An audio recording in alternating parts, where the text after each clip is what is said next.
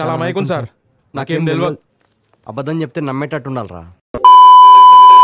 ఒక్క నిమిషం, let me complete. మీరు ఒకవేళ ఎవరు నన్ను ఇన్స్టిగేట్ చేసిన ఫ్రెండ్స్, ఇక్కడ ఇన్స్టిగేట్ అంటే తప్పు చేయించడానికి రెచ్చగొట్టడం.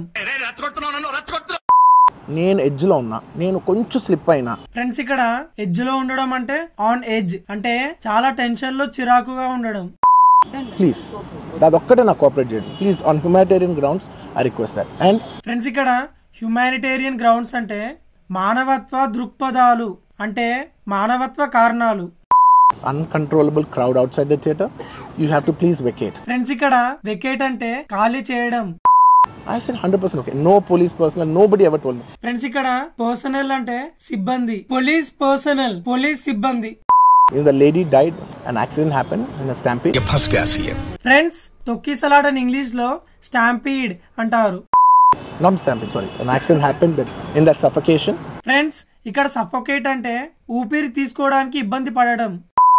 Once next day I came to know, then I told all my close associates. Friends, ఇక్కడ అసోసియేట్స్ అంటే కూడా ఉండేవారు. From a legal standpoint I couldn't visit them.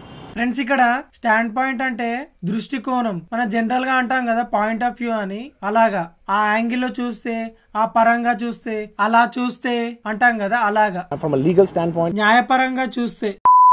I immediately wanted to see them. They said no, last night you went to the theater, there was a chaos. If you come to the hospital now it will be a chaos. Friends, ఇక్కడ chaos అంటే గందరగోళం.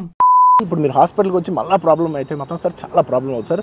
నేనే వాళ్ళని కొంచెం వాళ్ళ rituals అన్ని అయిపోయిన తర్వాత మీ దగ్గర తీసుకొస్తానని చెప్పాడు. ఫ్రెండ్స్, ఇక్కడ రిచువల్స్ అంటే ఆచారాలు సాంప్రదాయాలు. ఇక్కడ రిచువల్స్ అంటే అంత్యక్రియలు, మూడొద్దులు, దినాలు, వీటిని ఉద్దేశించి అన్నారు.